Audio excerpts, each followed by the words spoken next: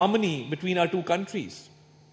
And the birth of 𝐸𝐵𝐞 2.0 is a byproduct of 𝐸𝐵𝐞 1, because 𝐸𝐵𝐞 1 was launched successfully, which was mainly focused on G2G agreements, which is a success story in itself, starting from the establishment of the Gwadar seaport. And last year, when Premier Lee was here, we inaugurated the Gwadar airport. These are just few examples of the benefits that we have reaped through 𝐸𝐵𝐞 1.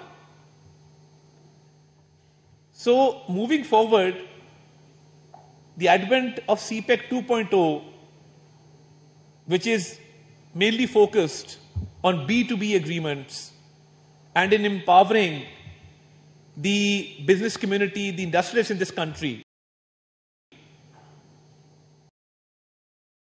that they can further enhance their capacity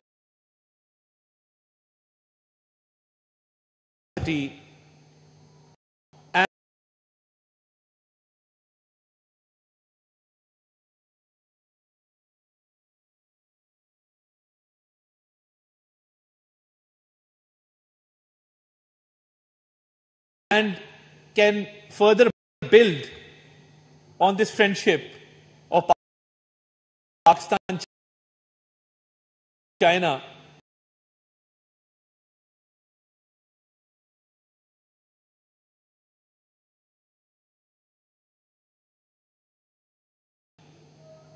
I think 𝐸𝐵𝐞 2.0 is a great example that when you have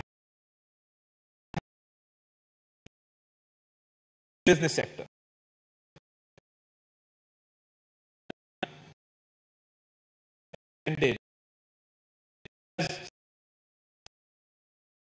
Dr.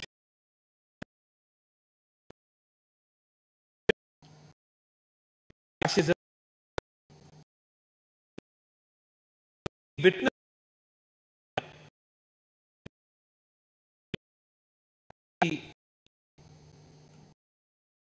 the desire for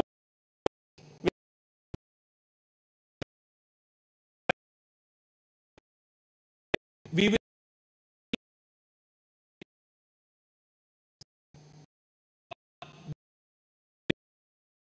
and we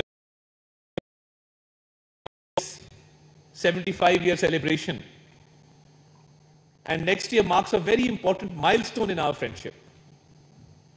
And in that year, I think we need to have a separate segment for media as well.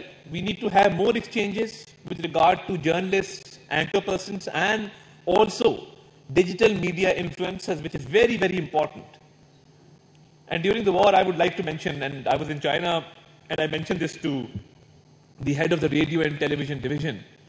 I said that meme created by Chinese influencers, in which they had these planes flying all around, that was the most watched meme, and it got billion+ views the world over.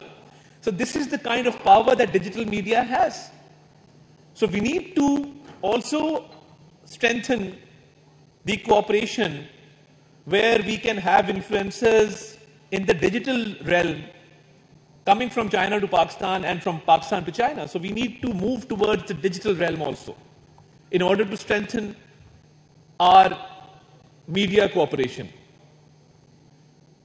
As 𝐸𝐵𝐞 2.0 now focuses on B2B agreements, I think it will be befitting to involve the companies which are engaged in these agreements. And when we were in China, the second achievement that we had was that MOUs and agreements were signed worth $8.5 billion. So we need to involve the private sector also to tell their stories, how they have benefited from 𝐸𝐵𝐞 2.0. I think we need to go into a public-private partnership mode in order to tell the good story of 𝐸𝐵𝐞 2.0. Coupled with that, I have a few submissions for your kind consideration with regard to countering fake news and misinformation. I would suggest that maybe the Pakistan-China Institute can come up with a digital media platform to call out fake news and to label fake news circulating around CPEC as fake news and stating the correct facts. Maybe a fact-check forum can be created, which the government can support fully, which can be supported by the Chinese embassy, and Pakistan-China Institute can host that platform because it is a credible institute and it has the trust of the public and the private sector. So maybe if we can launch a fact-check forum with regard to CPEC, with regard to Pakistan-China cooperation, I think that will go a long way in not only strengthening the media cooperation, but also in getting rid of misinformation and stating the correct facts very, very timely.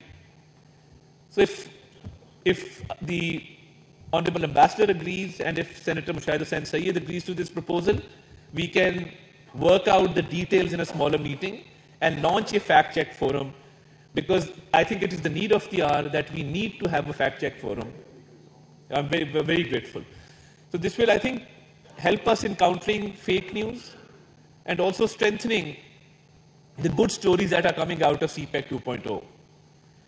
And there's great potential in CPEC 2.0, and I accompanied our Prime Minister Shehbaz Sharif to Beijing earlier in September. And the sentiment that we saw in China with regard to Pakistan, I think our friendship has reached new heights, and it is now up to us to tell these stories to the world. And we have a very good tell because we have a great history, a great legacy. And when we see our legacy that our elders have left behind, one particular image comes to mind. The last meeting of Chairman Mao with the then Prime Minister Zulfikar Ali Bhutto, it's a very, very historic meeting, a very touching picture which is now part of our legacy. So this great history has given us more motivation for a shared and a prosperous future. So I think we need to carry this great legacy forward, and we need to strengthen media cooperation, especially in the digital field, and we need to have more digital platforms to tell stories from both sides, from China, from Pakistan, and we need to have more exchanges where people can get together and discuss what Pakistan-China friendship actually stands for. And on behalf of my Prime Minister Shehbaz Sharif, on behalf of my government, on behalf of the Ministry of Information and Broadcasting, I can assure you that we are fully committed to this cause, and we will go the extra mile to strengthen media cooperation between the two countries and involve the private sector so that we have more good and positive news coming in, and we can counter the negative propaganda around CPEC, which we are fully capable of doing. So thank you very much for this opportunity. I'm truly grateful, and I'm a politician, I'll keep on speaking. So we have a habit of listening less and talking more, but I beg your leave with this commitment that we stand committed to this cause, and I'm extremely grateful. Islamabad में वफाकी वज़ीर इत्तलात व नशरियात अता तारर नवी CPEC media forum से खिताब कर रहे थे। अब तक के लिए इतना ही, देखते रहिए ARY न्यूज़।